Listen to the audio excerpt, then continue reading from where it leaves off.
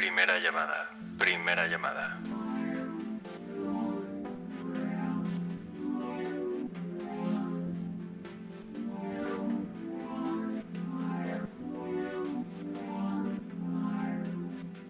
Segunda llamada. Segunda llamada.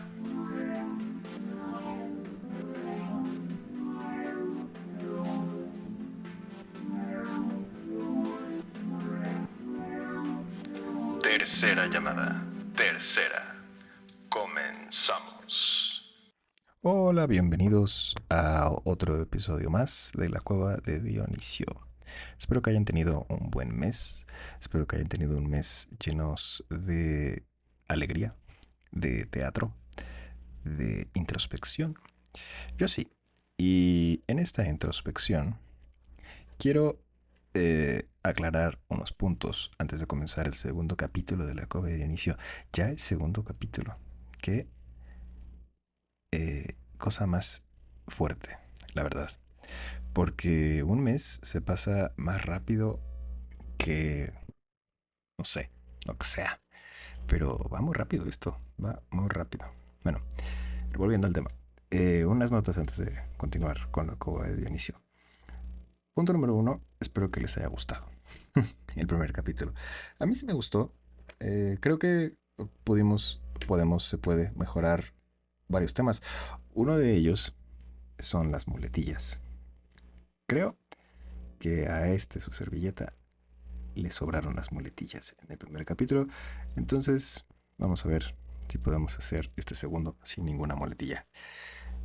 Otro punto es que en el primer capítulo les dije que este podcast iba a salir exclusivamente en YouTube y eventualmente iba a salir en Spotify.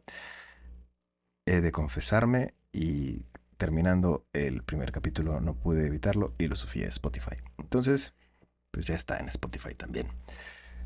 Lo que sí es cierto es que se va a quedar en YouTube y en Spotify nada más. Entonces, si no pueden en Spotify, está YouTube. Si no quieren YouTube, está Spotify. Eh, y también, una cosa más, es que ya hay un esqueleto del episodio. Ya hay un semi-guión como puntos clave que quiero tratar y que creo que sería bueno tratar para entender un poco más de la actuación y el teatro. En algún momento también, como parte de las notas, en algún momento del episodio 1 dije que sería visual en vez de auditivo. Quiero corregir ese microsegundo en que lo dije. Es auditivo nada más. Completamente auditivo. Y bueno, el tag de la cueva de inicio en Instagram la diré después de cada pausa, nada más. Siento que en el primer capítulo fueron demasiadas veces. Está bien que queramos anunciar el Instagram, pero hay un límite, hay un límite. Eh, y remarcar un poco también esta onda de que la cueva de inicio es su propio ente. Si alguien de los que está escuchando reconoce mi voz, traten como de visualizar un poco como algo más allá de una sola persona.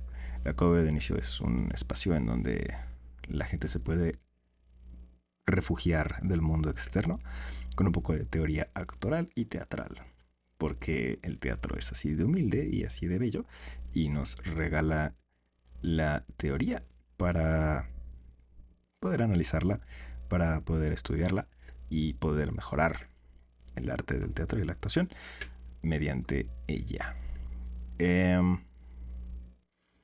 Estoy haciendo un gran esfuerzo por no hacer muletillas. La verdad es que escuché el primer capítulo. Tal vez para ustedes que lo escuchan no fueron muchas, pero yo que tenía como la idea de que no hubiera tantas, pues sí, me costó trabajo, la verdad. Me costó, me costó. Y creo que ya, con eso de las notas, creo que con eso estamos. Les recuerdo que ya está en Spotify también. Les recuerdo que ya está en Spotify. Es una cosa muy extraña compartir un podcast en Spotify. Yo que soy adicto, o uno que es adicto a los podcasts en cualquier tipo de presentación. Es muy extraño tener como la propia voz en la posibilidad de cualquier dispositivo. Es una cosa muy extraña, la verdad. Si alguien que me está escuchando o está escuchando este podcast comparte la sensación de poder escucharse en cualquier dispositivo a cualquier hora, sabrá, quizá, a lo mejor, espero, sabrá a lo que me refiero. Eh, bueno, creo que podemos continuar ya dichas las correspondientes notas.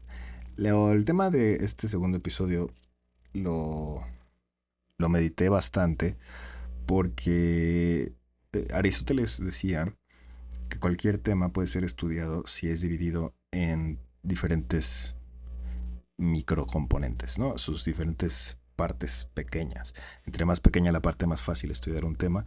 Y al agregar, estoy pensando un poco en inglés, in the aggregate de todos esos temas, puedes empezar a comprender eso que estás tratando de estudiar.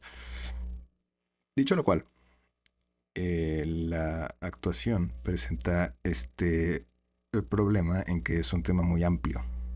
Cuando uno entra a la carrera de actuación, usualmente lo que pasa es que se empiezan estos debates de qué es actuar, ¿no?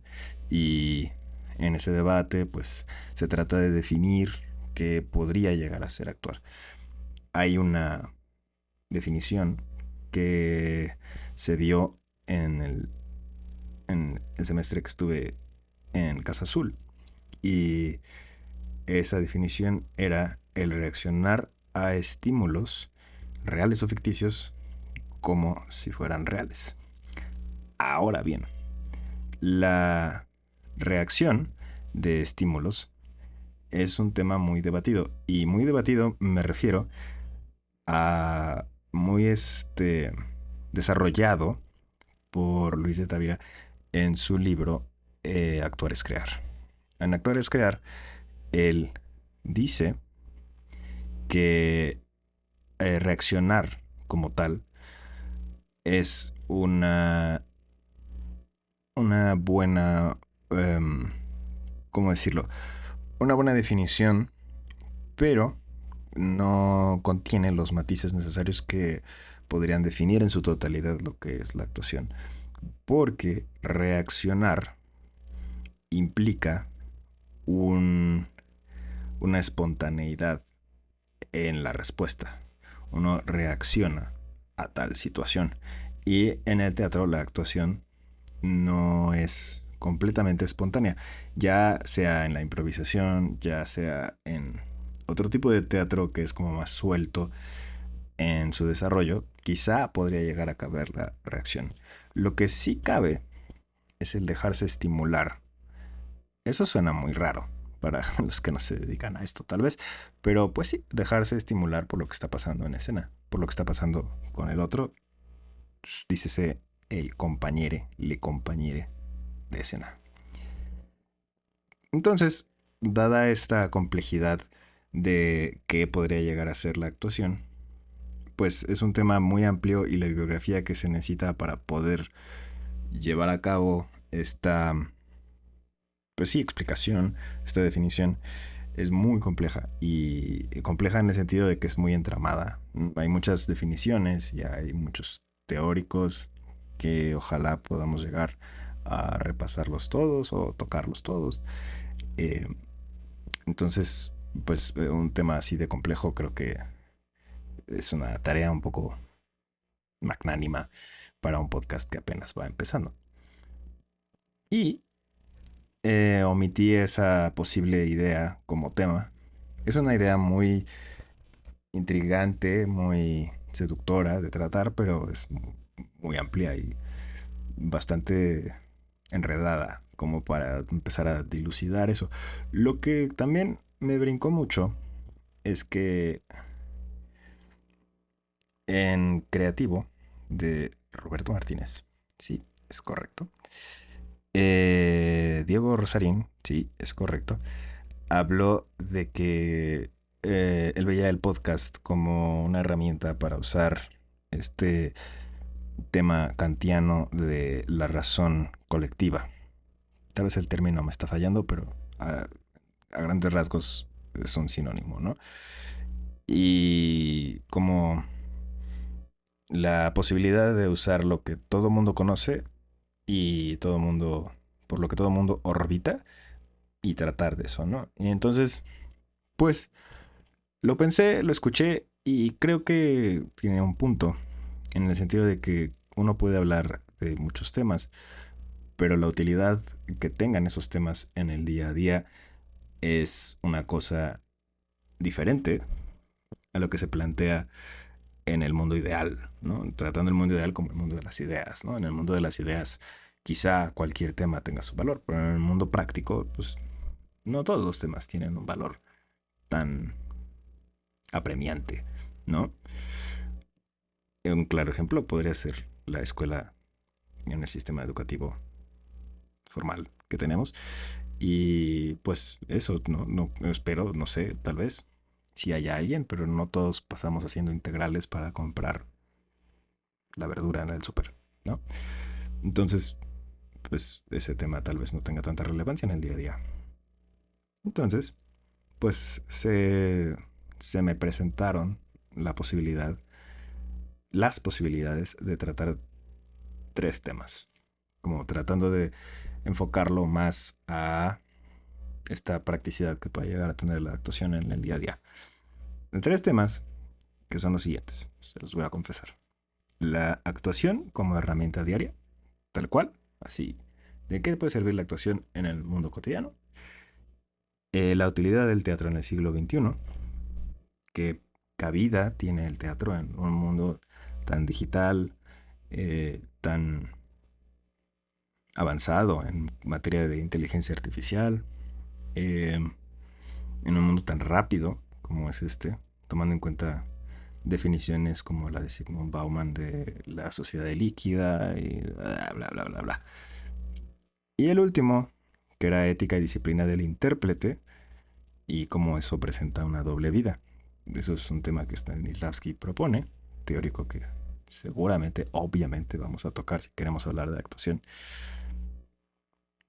Entonces, creo que la mejor alternativa ante estos tres temas, que si se dan cuenta, como yo me di cuenta en algún momento antes de grabar, es que son temas que sí requieren una cierta complejidad, pero que se pueden como dilucidar un poco en el discurso tal cual y no es tan necesario una serie de bibliografías, ¿no? Y una serie de entramados teóricos, por así decirlo. El que sí, evidentemente, requiere una cierta complejidad, como de la que hemos estado hablando, pues sería la utilidad del teatro en el siglo XXI, ¿no? Porque tiene aristas muy precisas sobre la evolución tecnológica, el uso de la inteligencia artificial, la evolución de la inteligencia artificial y mucha materia de sociología. Entonces, ante esa posibilidad compleja, digámoslo de alguna manera, pues queda un poco omitido.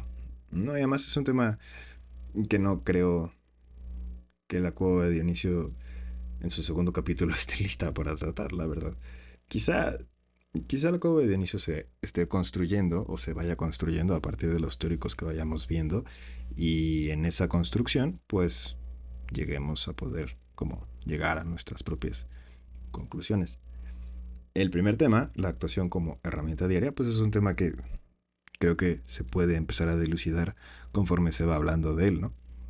Y ética y disciplina del intérprete pues requiere cierta bibliografía de Stanislavski, que en cierta medida con tres o cuatro citas que se den pues no, no habría tanto tema, ¿no? Entonces haremos una fusión. La fusión de los primero y el tercero.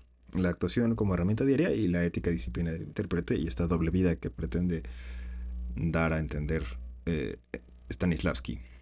Entendamos, antes de empezar con el tema, que ética y disciplina del intérprete desde el punto de vista stanislavskiano es un tema que viene acarreándose desde mitades del siglo XX, quizá antes de la mitad del siglo XX, y fue desarrollado por Stanislavski, este teórico, Konstantin Stanislavski, en Rusia, de a mitades del siglo XX. Entonces, la posibilidad de llevar a cabo las propuestas que él hace para lograr esta ética actoral y esta doble vida que propone, pues tal vez no sean tan viables en un México del siglo XXI.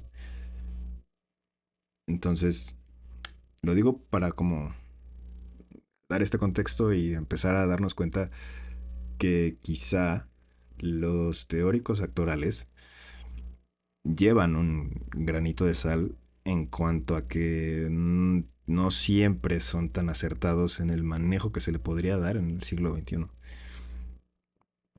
Tanto en cosas tan precisas como esta doble vida que propone Stanislavski, como en ejercicios que si no se llevan a cabo o no son llevados a cabo en el aula o en el ensayo, mm, quizá difícilmente se lleven a cabo previo a escena.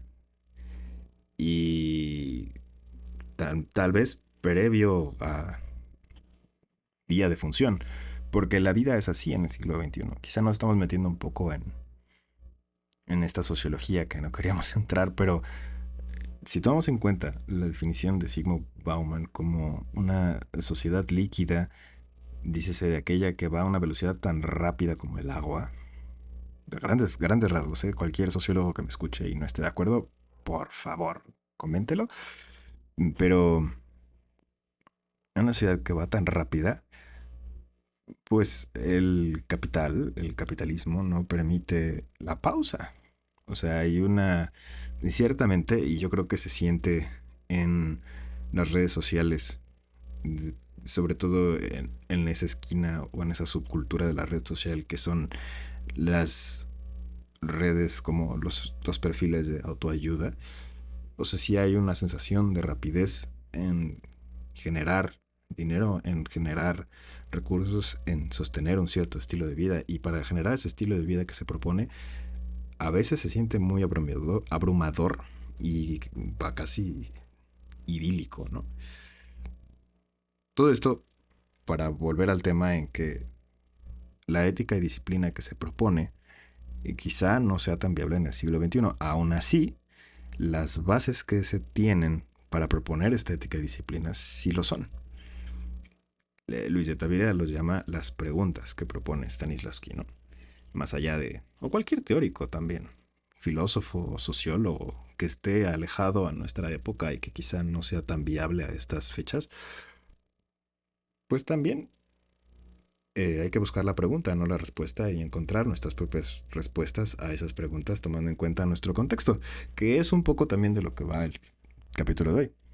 Vamos a hacer una fusión entre la actuación como herramienta y la ética y disciplina del intérprete y esa doble vida que se propone para lograr llegar a la respuesta e intentar tal vez llegar a la respuesta de cómo es que la actuación en realidad sirve en el día a día y cómo la actuación es el arte que puede llegar a cambiar el funcionamiento del ser humano, del ser individual en la sociedad, si se tienen las bases y se ejecutan las bases de la actuación en la vida diaria. Entendiendo la actuación quizá un poco tradicional como un ente de varias partes, la parte corporal, la parte vocal y la parte psicológica, podríamos llamarlo. Poniéndolo en palabras muy breves, ¿no? Hay varias cosas que se llevan a cabo adentro de escena, fuera de escena, previo a estrenar ensayos y demás. Pero a grandes rasgos eso es lo que hay. Cuerpo, voz y mente. El cuerpo como una obviedad, ¿no? O sea, el actor está ahí, lo ves, y si no hubiera cuerpo, no habría actor. Pero también se desprende el manejo de ese cuerpo, ¿no? No puedes nada más ponerlo ahí, tiene que saber moverse, tiene que saber agilizarse en escena y reaccionar, dejarse estimular precisamente por los estímulos que se den en escena. Si no, nada más verías a un hombre o una mujer ahí parado, ¿no? Y no habría nada, no habría acción. Eh, Cuerpo, voz, en el teatro que sí requiere un diálogo y una ejecución de un diálogo, pues se requiere un tipo de voz y se requiere un tipo de manejo de voz. Y si no hay ese manejo de voz adecuadamente, el actor dará una función o dos, pero se empezará a lastimar y se empezará a degradar eh, la calidad de la función. Y bueno, cuerpo, voz y mente.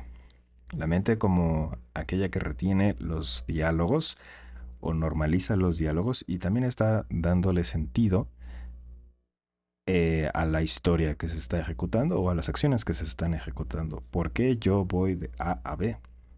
¿Por qué en B me transformo o cambia algo en mí, por decir algo, y luego voy a C? ¿No? Darle una lógica y al mismo tiempo, al momento de recibir esos estímulos, decidir cuál es la mejor manera de mostrar la estimulación que se genera en el otro, ¿no? Entonces, en esta tripartita que es la actuación, pues hay un momento en donde si hiciéramos un diagrama de Venn entre la vida actoral y la vida cotidiana, sin enaltecer al actor. Esto es súper importante. No hay que enaltecer al intérprete. Muchas veces me ha tocado escuchar, y creo que a veces se escucha en las escuelas de actuación y en el mundo de la farándula, como que el actor es, o el intérprete es algo más allá de lo cotidiano, ¿no? Lo que se espera del actor es un comportamiento extra cotidiano, eso sí, pero algo, algo extra cotidiano, casi diosificado, no se puede tener esa concepción del intérprete. Lo que, lo que hace al intérprete es justo la cercanía con lo cotidiano. El contexto del intérprete hace al intérprete. Porque sin contexto, el intérprete no tiene dónde agarrarse. Es un tema que vamos a hablar ahorita de la primera pausa, después de la primera pausa. Pero sin contexto, el intérprete no existe. Tiene que haber un contexto. Tiene que haber estímulos ajenos que retroalimenten o alimenten al intérprete para que éste pueda utilizarlos en escena y o en cámara y o en comerciales o lo que sea.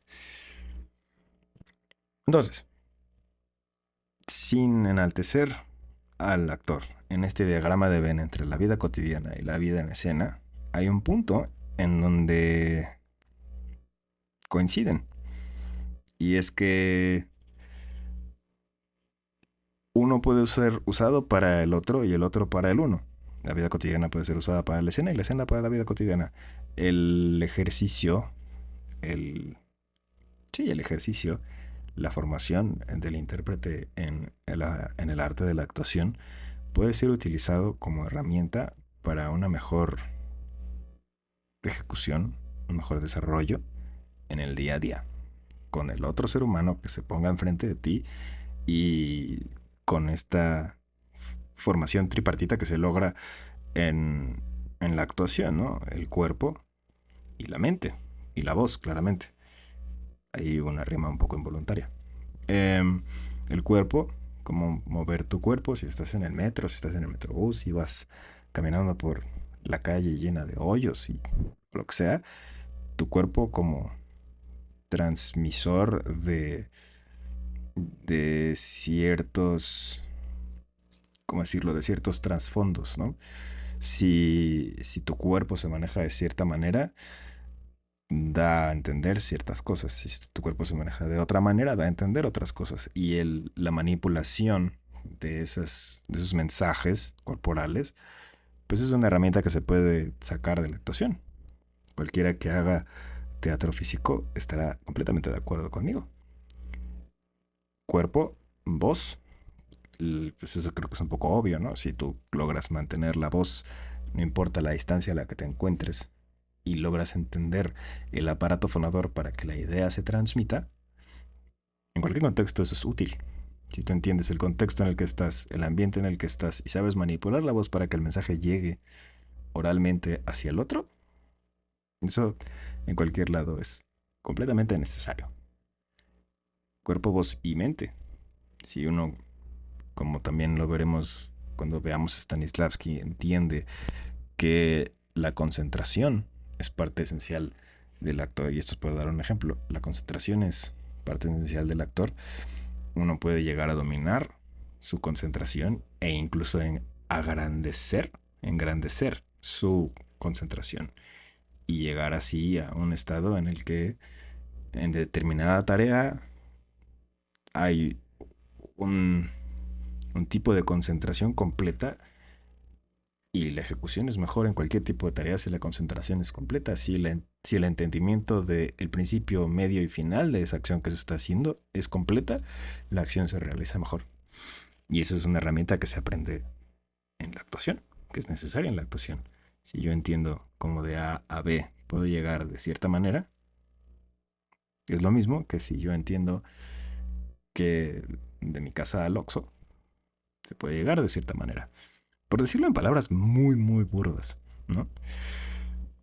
Entonces, pues sí, esa es la idea, la actuación como herramienta diaria y la ética disciplina del intérprete también, porque la manera en que el intérprete se propuesto por Stanislavski se desarrolla en escena, antes de escena, ensayos, etc, etc, etc, pues es una filosofía, un modus vivendi, un modus operandi, como lo quieran ver, que es ejecutable en el mundo diario.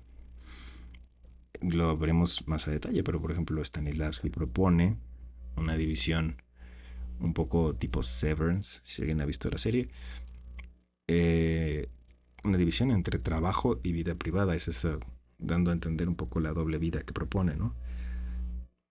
Entonces si uno entiende que para el trabajo, cualquiera que este sea, se requiere cierta mentalidad y para la vida diaria se necesita una mentalidad completamente diferente, pues yo sostengo que hay una diferencia en la manera de hacerse ese trabajo y en la manera de desarrollarse esa vida cotidiana, la cual es bastante positiva para la ejecución de cualquier trabajo o la ejecución de cualquier vida, ¿no? Entonces, pues son esas minucias de la ética del intérprete que ayudan a un mejor desarrollo del individuo y del actor. No entendiendo que el individuo y el actor son la misma persona, pues, pero en diferentes contextos, ¿no?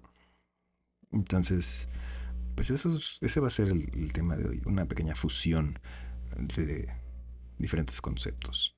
Y además, pues, un poco también, regresando un poco a las notas, que tal vez no la dije, pero la diré de todas maneras, como para darle luz y como encender un poco el debate, si es que lo hay. Si quieren comentar en YouTube o en Spotify o en, en el Instagram de la Cova de Dionisio, pues bienvenido sea, la verdad. Porque una manera también de llegar a la respuesta en nuestro contexto a estas preguntas, pues es a través del rebote de diferentes maneras de verlo. Y un poco como la síntesis, ¿no? La antítesis, la tesis, la antítesis y la síntesis, ¿no? Y para llegar a la síntesis se necesitan de las dos, de la tesis y la antítesis. Entonces, ¿qué mejor?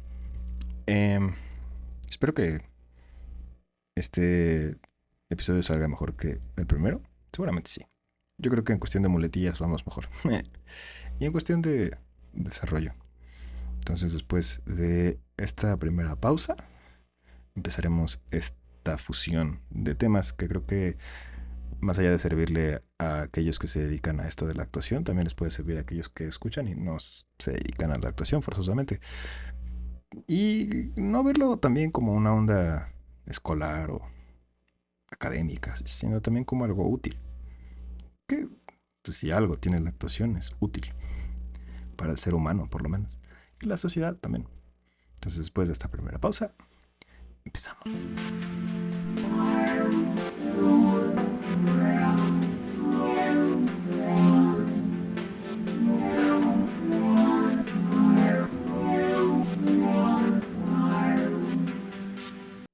Hola, hola. ¿Cómo van? ¿Siguen aquí? ¿Me oyen? ¿Me sienten? Me fui a servir un vasito de agua. Porque luego uno habla y habla y habla y pues se le seca la garganta, el alma, el espíritu. Bueno, volvimos. Empecemos el tema. Eh, la fusión de la actuación en la vida diaria y la ética disciplina del actor, el intérprete. Trataré de usar más el intérprete que el actor porque pues también están las actrices. Entonces, o sea, el actor no forzosamente es hombre. Entonces, el intérprete creo que suena mejor. Le interprète. No, eso no es francés. Pero bueno, no importa. La actuación como herramienta diaria y la ética y disciplina. Entendamos la actuación como el arte del ser humano. Esto no lo digo yo, lo dice Luis de Tavira también. Y muchos otros, pero sobre todo tengo muy claro a Luis de Tavira diciéndolo. La actuación como el arte del ser humano es como un poco clara en sí misma, ¿no? O sea, el arte del actor está hecha por seres humanos para por los seres humanos. Tal cual. No hay. No es como que se actúe para los animales. En fin, diferentes cosas, ¿no? Entonces es un arte hecho para el ser humano y por el ser humano. Entendido la actuación como el arte del humano, el intérprete crea mayoritariamente personajes que asemejan a una persona, ¿no? Mayoritariamente.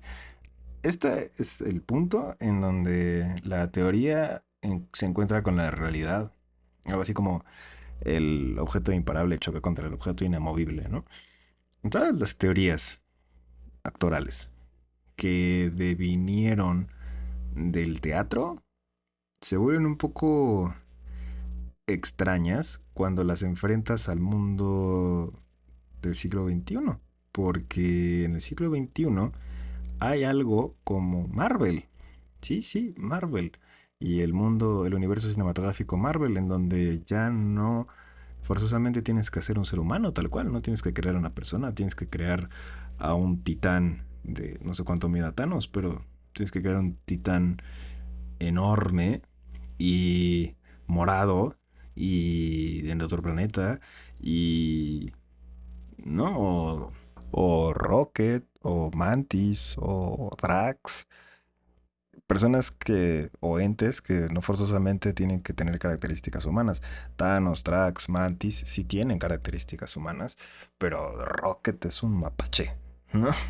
Entonces tienes que crearle la voz a un mapache, lo cual deja de funcionar si lo contraponemos a que Stanislavski estaba basando su teoría con personajes completamente humanos, tal cual. El tío Vania es un ser humano. Las tres hermanas de Chekhov son humanos. Edipo es un humano. Tal cual, tal cual. O sea, no hay, hay una diferenciación muy grande ahí, ¿no? La antropomorfosis o eso, el crear gente que se parezca a los seres humanos, eh, pues ha creado que la variedad de posibilidades de creación de personaje crezca exponencialmente, ¿no? Entonces, pues, pues hay que empezar a contraponer eso. El intérprete crea mayoritariamente personajes humanos hoy, siglo XXI. Antes sí, antes mayoritariamente eran humanos, todos eran humanos, ¿no? Salvo que te tocara hacer el árbol 3, eran humanos. Entonces el actoral sigue siendo el arte humano en el sentido de que lo tienes que asemejar un poco al humano, o lo más posible a un ser humano, y un poco dependiendo también del guión, ¿no? Entonces, entendido esos dos puntos, nada de lo humano le es ajeno al ser humano. Suena un poco pendejo, quizás lo es, pero es un dicho griego que tiene todo el sentido del mundo cuando lo contrapones al arte actoral, ¿no? El humano no le es ajeno al ser humano. Y como lo humano no es ajeno al ser humano, lo que hay en este trasfondo es un chingo de empatía, un chingo de autoconocimiento, un chingo de entendimiento por la situación ajena. Qué bonito, ¿no? O sea, si lo piensa uno así, aquel que se dedica a crear e interpretar a otras personas, pues tiene que saber que es una persona. Tiene que entender a la persona. O por lo menos tratar de. Aquel que lidia en contextos, me estoy un poco adelantando, pero aquel que lidia en contextos tan diversos como lo puede ser el actor o la actriz, pues debe de entender o por lo menos tener una sensibilidad mayor a la posibilidad de diferentes escenarios que le pasan a diferentes tipos de personas. Y en ese sentido, el actor idealmente debería ser, el actor, la actriz, el intérprete, debería ser alguien. A ver, obviamente no estamos hablando de que sea un iluminado, pues, pero sí debería ser alguien que por lo menos no entre en prejuicios al momento de dialogar con alguien. Quizá un poco como un estudioso del otro, ¿no? Un versado en conocer al otro y entender que esto que la persona con la que estoy compartiendo espacio, ya sea la sala, ya sea el restaurante, ya sea el metro, ya sea el metrobús, ya sea, estoy pensando mucho en el transporte público, no sé por qué, pero me entienden, ¿no? En estos contextos tan variados y tan versátiles en estímulos, debes de entender, se debería de entender, que el actor es alguien que puede decir, ah, bueno, esta persona hace y dice esto porque viene de tal contexto, o porque en su contexto esto sirve así. Porque esa misma herramienta o esa misma estructura de entender la causalidad de algo se ejecuta en la creación de un personaje. Mi personaje dice esto porque le ha pasado esto, esto y esto. Hay muchos teóricos que hablan de dónde viene y a dónde va, ¿no? Entonces un actor debe entender de dónde viene. Deja tú el dónde va lo sabrá el otro, pero el de dónde viene por lo menos hay que tener un entendimiento de él. No que lo sepamos tal cual, pero saber que existe, ¿no? Existe un de dónde viene. Y ese dónde viene informa el a dónde va. Es casi, no sé, matemático, ¿no? Uno más uno es igual a dos. El de dónde viene y el dónde va es igual a la persona y su contexto, la persona y sus objetivos, la persona y sus intenciones, ¿no? Esto que estamos hablando nos regresa un poco a la ética actoral. La ética actoral, no tengo la cita aquí ahora, pero Stanislavski habla en Ética y Disciplina, Método de las Acciones Físicas para todo aquel que quiera revisar la bibliografía de la que estamos hablando. Él habla de una división entre lo privado y lo laboral, entendiendo que lo privado genera ciertos estímulos y para lo laboral el intérprete requiere otro contexto que se aleje de esos estímulos, porque esos estímulos pueden llegar a ensuciar el trabajo que se está haciendo, que es un poco lógico también, ¿no? Un poco matemático si lo ponemos así, porque pues si tú no divides los contextos, ensucias un contexto con el otro.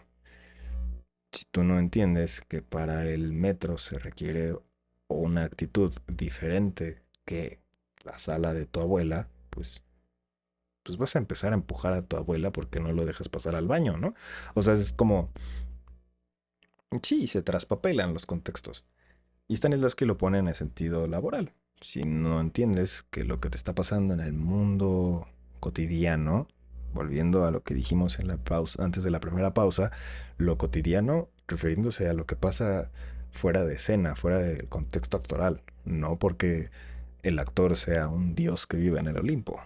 Lo que pasa con los meros míseros mortales, ¿no? No, no, o sea, lo que pasa en la sociedad.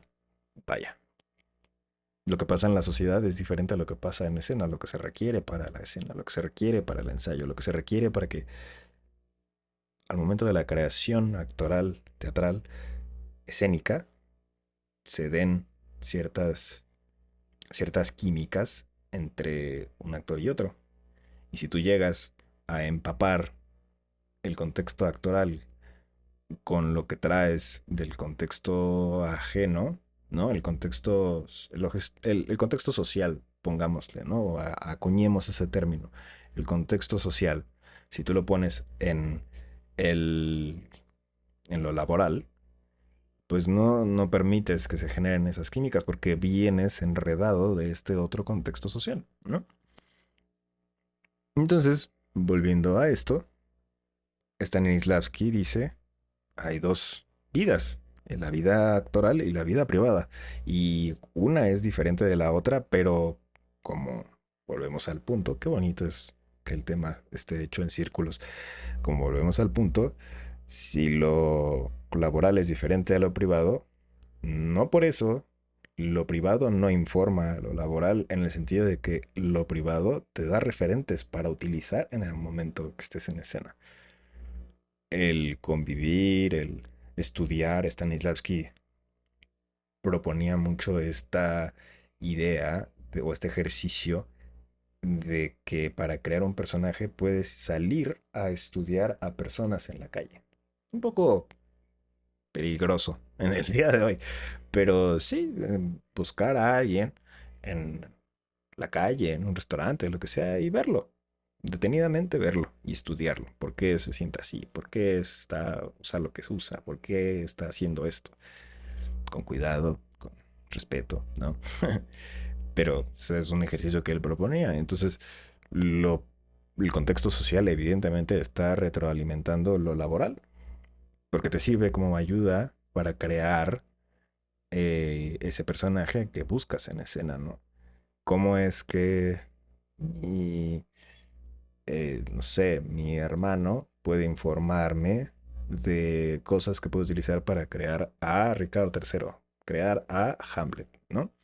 Y estudias a las personas en tu entorno, porque volvemos a lo mismo, el, al actuar es el arte de lo humano. La actuación se da a partir de uno que actúa y uno que se estudia como actor. Aquí tocamos un punto muy importante. La actuación es una herramienta útil para la introspección. La inspección y la introspección. Qué bonito, qué chulada. La inspección del contexto social, de los contextos, de las mentalidades, pues, del entorno, de la historia, en fin, lo ajeno a uno. Y la introspección, tal cual. El conocimiento de uno, el conocimiento de cómo es mi cuerpo, cómo es mi voz, a qué límites puedo llegar, qué límites tengo que pasar, en dónde está la raya también. Es un tema muy importante en el día de hoy. ¿En dónde pongo la raya? ¿Dónde el intérprete pone la raya? Estos personajes, no. Estas escenas, no. Este tipo de conflictos, no. Y está bien. Es que bonito, qué bello, ¿no? La actuación y las historias en general son tan amplias que está bien. Ahora, volvemos a lo que decíamos antes de la primera pausa. Está bien y pesa que esté bien. Porque en un contexto capitalista, en donde hay que generar ese recurso, en donde hay que sostenerse, en donde hay que, pues, proveerse para la vida cotidiana, volvemos a lo mismo, qué chulada. El contexto social informando el contexto laboral, ¿no? El contexto social, en lo privado, pues uno tiene que pagar la renta, pagar la luz, eh, comprarse ropa, comida, ¿no? Pagar los impuestos, o sea, en fin, muchas otras cosas. Y lo laboral, pues provee al individuo de esas cosas, ¿no? El trabajo provee al individuo de recursos. Y en ese proveer de recursos, pues quizá el proyecto al que tú tanto le temes, sí te da esos recursos y sí te da esa posibilidad, pero pues uno tiene que saber que hay límites que no se pueden pasar y maniobrar ¿no? Bendita sea la empatía que genera el arte y pues hay veces que la gente dice, bueno, está bien, no es tan necesario, podemos hacer otra cosa, podemos moverlo. Estamos pensando en términos teatrales, ¿eh? Porque en cine hay otras cosas y los comerciales es otra cosa, la televisión es otra cosa, pero en términos teatrales hay diferentes maneras de representar bajo la convención, un tema que hablaremos después, pero la convención teatral, la convención escénica nos permite poder maniobrar diferentes signos, símbolos y dar a entender el mismo mensaje. Entonces, ahí donde está el primer punto, en donde la actuación es una herramienta muy útil en la vida diaria como medio de inspección e introspección, como medio de diferenciación de contextos, como medio para generar empatía hacia el otro y empatía con uno también. Entender que está bien si no quieres hacer tal cosa. Entender que está bien si el otro quiere proponer otra cosa. Entender que está bien, que hay un, vaya, no quiero decir un propósito porque a veces la gente se mueve sin propósito. Pero, pero sí, hay un porqué. A eso es a lo que voy. Hay una causa, causalidad. Es una herramienta para conocer la causalidad de las cosas. Si lo que hay en la actuación es lo que sea, es causalidad. Y causalidad en su más profundo sentido. Causalidad de por qué la persona es así como la estoy viendo. Causalidad de por qué la persona dice lo que está diciendo. Ahora, no forzosamente lo que se dice y lo que se hace es lo mismo, ¿no? O sea, Ricardo III es un buen ejemplo. Ricardo, este rey o esta persona, miembro de la realeza, dice que es un santo, pero en realidad a espaldas está matando a todo el mundo de su familia. Quien no la haya leído, vaya a leerla, Ricardo III de Shakespeare. Entonces, lo que se dice y lo que se hace no es lo mismo. Y aún así, el actor debe de entender que lo que se dice y lo que se hace no es lo mismo por tal. Porque hay una causa. Porque hay un... Stanislavski lo llamaba un objetivo. Un super objetivo y un objetivo. Pero bueno, eso hablaremos después. A lo que voy es una herramienta para la vida diaria en la inspección y la introspección. Ética y disciplina del intérprete, que era el otro tema que se fusiona en este capítulo. Pues una herramienta del intérprete, la ética y disciplina es básica. Básica. Y aún cuando se tiene por máxima que el arte de la actuación es el arte de lo humano, se necesita una ética para tratar al humano. Y eso es igual, matemático, uno más uno, ¿no? Si yo voy a tratar a una persona, la tengo que tratar de cierta manera. No, no me la voy a madrear. Sea quien sea, no voy a llegar y madrearme a todo el mundo. Pues no, hay un respeto, una consideración de fondo. O se debería tener una consideración de fondo. Idealmente. Em, pues sí, es lo que hay, es el trasfondo de la actuación. Quien no esté de acuerdo, por favor, díganlo en los comentarios. Pero es a la conclusión a la que como que se va redondeando el tema un poco, ¿no? Y un poco como que se va redondeando y al mismo tiempo como que nos lo ha demostrado. Marlon Brando, el gran actor de El Padrino, entre otras, un tranvía llamado Deseo, por ejemplo, eh, decía que la actuación es un medio de supervivencia, que si la gente no actuara en su día a día, no podría sobrevivir. Cuando tú vas al trabajo de oficina, él decía, cuando tú vas al trabajo de oficina y te topas con tu jefe que claramente no te cae bien, pero de todas maneras tienes que poner buena cara para que no te despida, no tengas un problema en el trabajo. Eso es actuar. Tengo un objetivo, tengo un contexto, tengo una manera de tratar mi cuerpo, un medio de tratar mi mente y un medio de tratar mi voz. Ahí está. Es un instinto, es un medio de supervivencia, como él dice. Y no podría yo estar más de acuerdo. Claro que lo es. Por supuesto que lo es. Para el individuo y para la sociedad. Para el individuo, para conocerse. El individuo entendido como el intérprete. Para conocerse y para conocer el contexto. Y así transformar el contexto actual y las cosas que no le gustan de ese contexto actual. Y para la sociedad, porque cuando la audiencia se pone en la butaca, lo que idealmente tiene que pasar es que la butaca y el escenario se hablen y se den una retroalimentación constante. La audiencia ve la obra y dice, yo he estado no en esa misma situación, pero entiendo el sentimiento y ahora puedo darle cara a eso que yo he sentido. Yo he sentido estas cosas y puedo darle palabra a eso que yo he sentido. Y diferentes cosas. Yo nunca había pensado la ira como este cuadro que se pintó en escena, ¿no?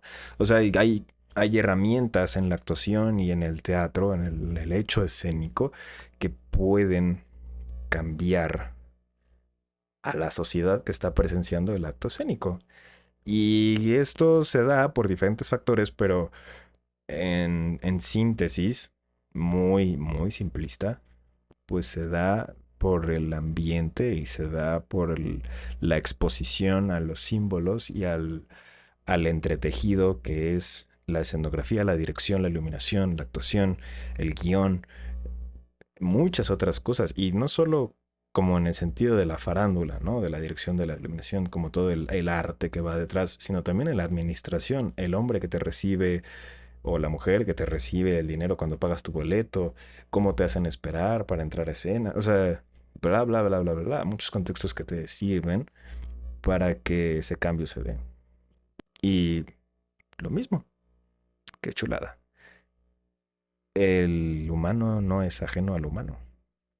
¿Por qué la persona que me está atendiendo así es así? Bueno, pues porque lleva no sé cuántas horas atendiendo a 20,000 personas y seguro otra persona que venía de otro contexto la trató así, pues está de malas. Ahí está. Empatía. Empatía que se da al momento de estudiar un personaje o se debería de dar al momento de tratar con otra persona, de tratar con el otro, porque eso es lo que hace el intérprete, trata con el otro.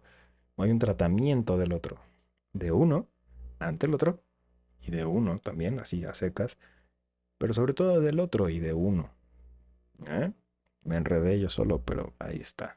Pero es, o sea, ¿me entienden, no? Un tratamiento de uno, de la introspección y la inspección del otro y del contexto en el que se está. Y eso es actuación básica. De dónde vengo y a dónde voy, tanto yo como el otro. El dónde voy, pues el otro lo tendrá claro y el dónde voy lo tengo yo claro. Y con ese conocimiento, con la antítesis y la síntesis, con la tesis y la antítesis, puedo crear una síntesis. Con la tesis mía y la antítesis, el otro, no por antagonizar al otro, sino porque es la contraparte. Con estas dos formas puedo crear la síntesis que es un mejor desarrollo de esta relación que está pasando. Y no forzosamente es en escena, no estamos hablando forzosamente del hecho escénico, también del hecho social, del contexto social. Si yo le pregunto al otro, ¿cómo estás? ¿Qué ha pasado en tu día o como sea? Y él me empieza o ella me empieza a contar sobre su día y lo que ha pasado. Con esa información yo puedo empatizar y decir, ah, viene de aquí. Entonces, por esto está pasando esto y está así. Y como está así, podemos acoplarnos y hacer tal. Estoy haciendo como todo un contexto muy burdo, pero espero que sea claro. La causalidad es la herramienta más básica de la actuación y es una herramienta que se refuerza en cada ejercicio de actuación, cada ensayo, cada obra, cada función.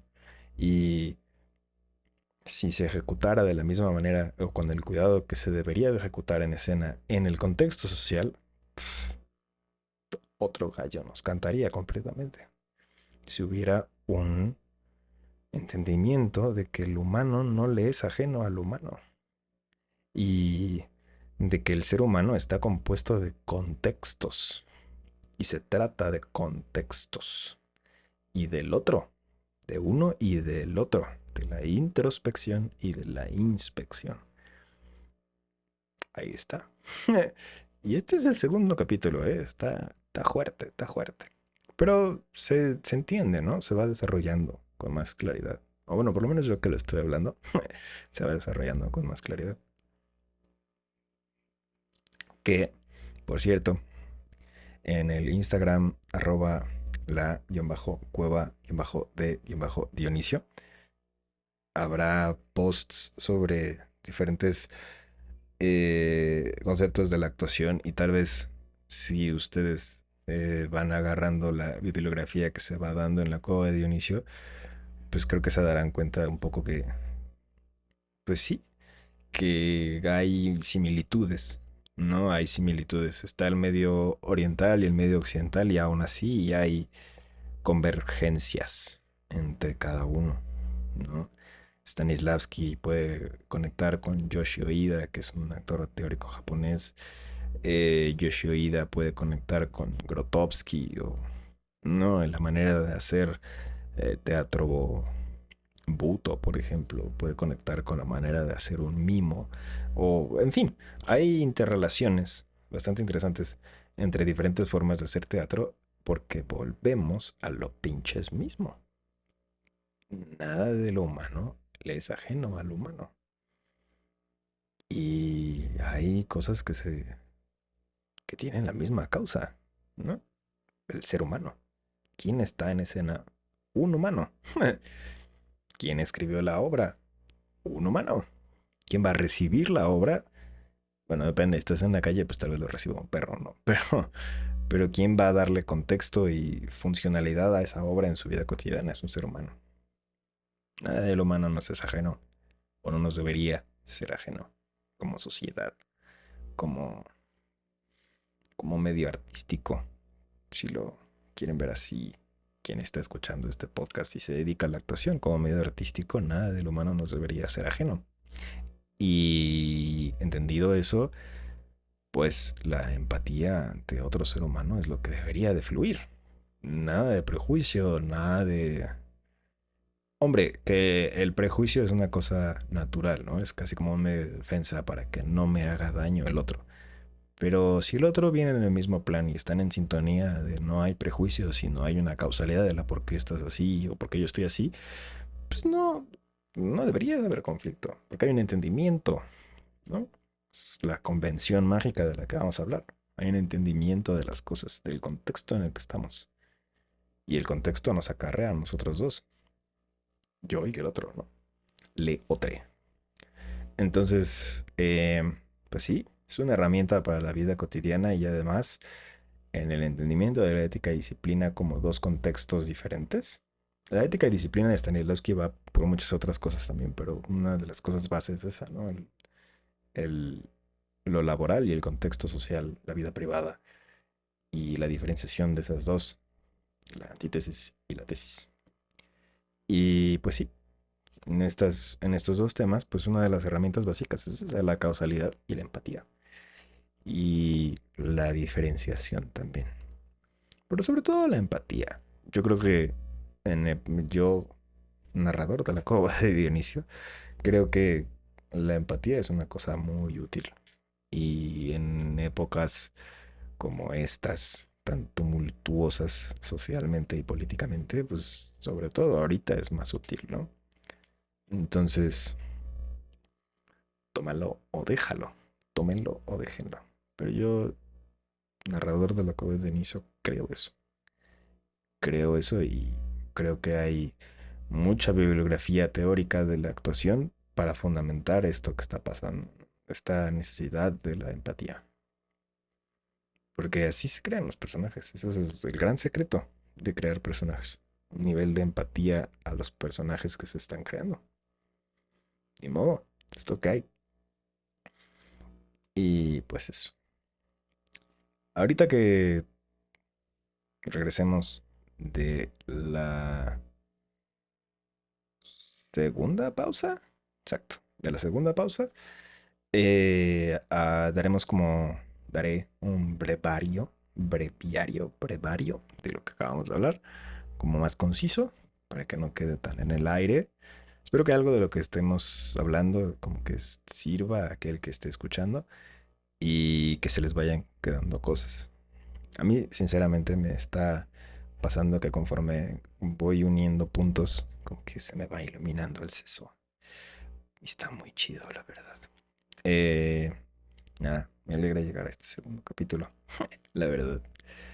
Eh, y pues sí. Entonces, después de la pausa, daremos la dichosa síntesis de la antítesis y la tesis. Y entendida la causalidad de dónde venimos y a dónde vamos, pues daremos las debidas conclusiones y los debidos agradecimientos tú que has llegado hasta este momento. Regresamos.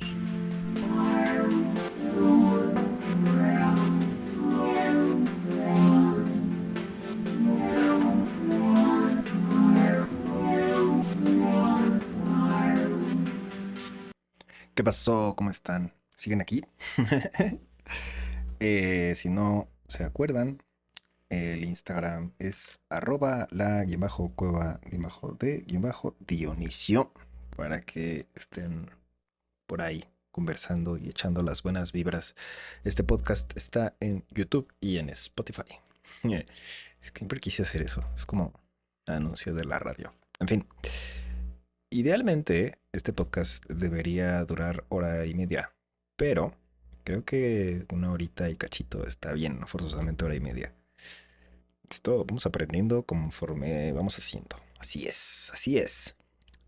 Entonces, la dichosa síntesis de lo que acabamos de decir. Hemos hablado de el arte de la actuación como el arte de lo humano, ya que el actor debería, el intérprete debería partir de la dichosa frase griega, nada del humano nos es ajeno. La actuación se da por humanos para por humanos. El intérprete crea mayoritariamente personajes que se asemejan a una persona humana, valga la redundancia. Entonces, pues se da esta dichosa frase, ¿no? Nada del humano nos es ajeno. Esto viene a partir de herramientas actorales tan básicas y tan claras como la empatía y el entendimiento de la causalidad. La causalidad entendida como la búsqueda de la causa de lo que está pasando en escena o en el texto. Por de dónde viene la persona y a dónde va la persona, o dónde podemos intuir que va la persona. Y a dónde va uno también, que es otro de los temas de los que hablamos, la inspección y la introspección. La inspección de lo ajeno a mí y la introspección, pues tal cual. La introspección, la inspección de uno mismo. Mi cuerpo, mente y voz, que son, dijimos, como los elementos tripartita que conforman lo básico del actor. Eso por un lado. Por otro, el ser humano, también hemos hablado mucho de que está envuelto en diferentes contextos. Pensamientos y sensaciones en la vida cotidiana o el trabajo, ¿no? Hablamos de este ejemplo que habla Marlon Brando, del oficinista que no le cae bien a su jefe o viceversa, y aún así pues tiene que sobrevivir en este mundo laboral y pues la actuación es un medio de defensa, ¿no? Tiene manejo de su pensamiento, cómo puedo mejorar mi situación, cómo puedo manejar mi cuerpo y mi voz para que esto mejore. Hay un contexto, hay un propósito, un objetivo, ¡pum! Ahí está. Es un medio muy simple de verlo, pero creo que es útil para el tema que hemos hablado el día de hoy. Y el intérprete pues está en las mismas situaciones. Pues hay una circunstancia, hay un pensamiento, hay una sensación en escena o en cámara. En este podcast nos vamos a encontrar un poco más en el ámbito teatral, pero en cámara también funciona esto de lo que estamos hablando. Y por último, la empatía ante el personaje que se está representando, dado lo que acabamos de decir, sus circunstancias, sus pensamientos, su causalidad, la empatía. Nada de lo humano nos es ajeno. Esa va a ser la frase del podcast de hoy, de inicios de septiembre. Y ya, eso, lo que hemos hablado. Wow, una hora y cachito en 3 minutos. Chulada. Y pues eso, creo que sí, lo que podríamos destilar de todo esto es eso, que la actuación es una herramienta para la vida cotidiana, en tanto que te da herramientas empáticas, herramientas de causalidad y herramientas de diferenciación de contextos. También hablábamos de Stanislavski y cómo Stanislavski habla de la vida privada y la vida laboral. Hay diferentes contextos, se tiene que entender la causalidad que acarrea esos contextos y nada de lo humano nos es ajeno, maldita sea, nada de lo humano nos es ajeno. Si yo lo vivo, lo puede vivir el otro. Eso. Les recuerdo que está en YouTube, en Spotify, La Cueva de Dionisio, La Cueva de Dionisio en Instagram. Y pues nada, nos vemos el siguiente mes con el tercer capítulo. Qué terrible es esto del paso del tiempo. Bueno, en fin, me da mucho gusto haber llegado a este segundo capítulo. Espero que les haya gustado. Compártanlo, coméntenlo. Si no les gustó, también compártanlo. Y pues nada, se les quiere, se les adora. Nos vemos en el que sigue.